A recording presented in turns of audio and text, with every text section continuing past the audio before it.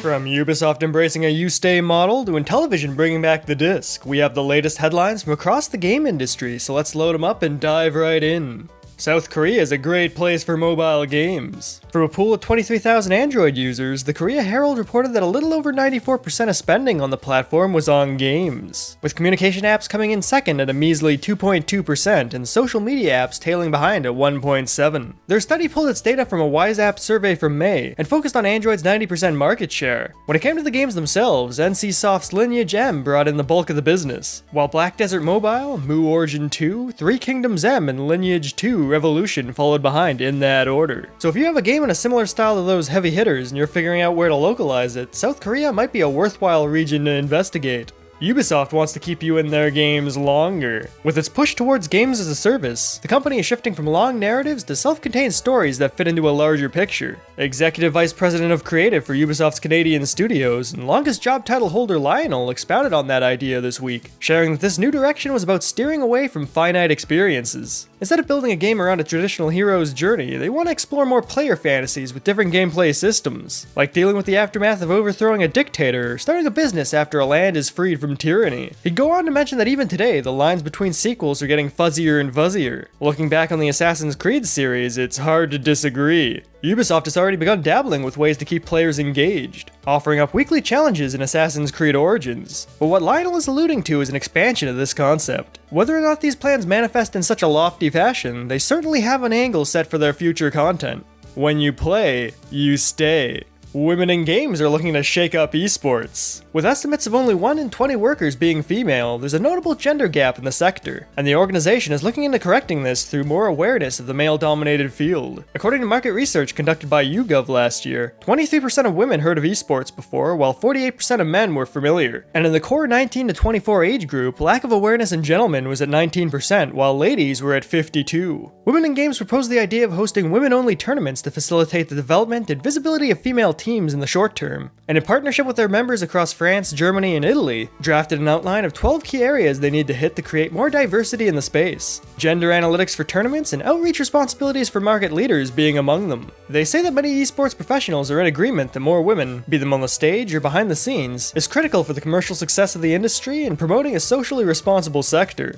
There's more information on the next Intellivision console. President Tommy Tallarico shared details about the company's plans for their upcoming platform during a podcast this week, revealing that the console will feature a small lineup of exclusive titles, bring back the classic disc controller, and retail at around $179 American dollars. The console is expected to feature 2 wireless Bluetooth controllers, an SD card slot, HDMI output, a USB slot, and Wi-Fi connectivity to access an online store and leaderboards for select titles. The games themselves are planned to be inexpensive too, targeting a price point between $3 and $7. They'll also be exclusively 2D in order to cater to non-gamers and the frustrations of complicated controls that deter them from the medium. This mentality extends over to the input devices themselves, which will go back to gaming's roots with modern ergonomics. Tony would claim that their discs were intuitive, but the hard raised edge around it was an issue that'll be addressed in their new model. More details about the console are planned to be shared on October 1st of this year, but Tony was quick to confirm that a release date is still a ways out right now. It won't be this Christmas or the Christmas to follow, so look forward to 2020.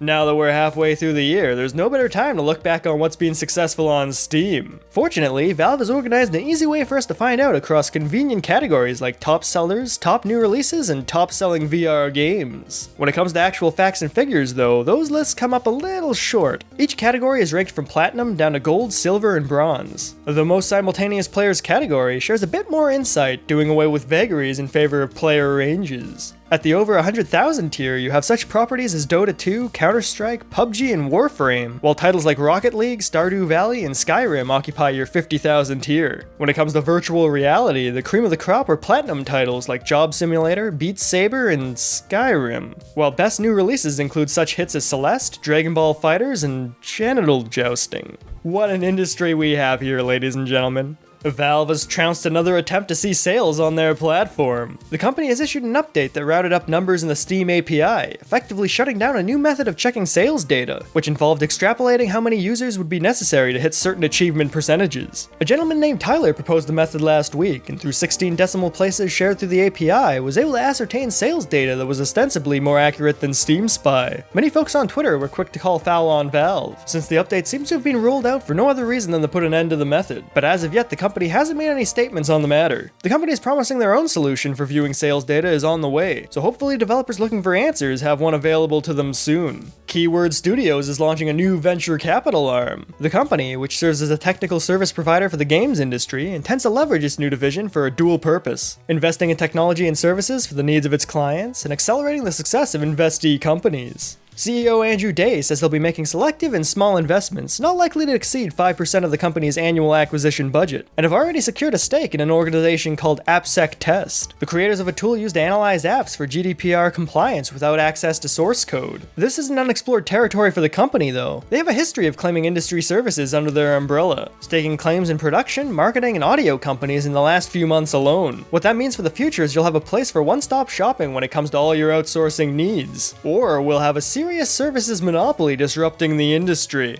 The Nintendo 3DS is sticking around a while longer. Nintendo of America President Reggie Fils-Aimé shared that the system continues to see year-on-year growth, citing a 10% increase in May and sales hitting a 27% spike during the holiday season. Reggie says the system serves as a gateway for kids around the 10 to 12 mark who then make the jump over the Nintendo Switch. This approach seems to be working for them and reflects their mobile strategy of bringing in younger audiences and introducing them to their IPs. To that end, the company intends to support the console well into 2019, so if you're developing a title that can be ported to the 3DS, it might still be worth publishing on the platform. And that covers this week's lineup, ladies and gentlemen. Was there anything you found particularly insightful? Did we miss something you think should have been covered? Let us know in the comments below, and be sure to tune in next time for another newsworthy breakdown.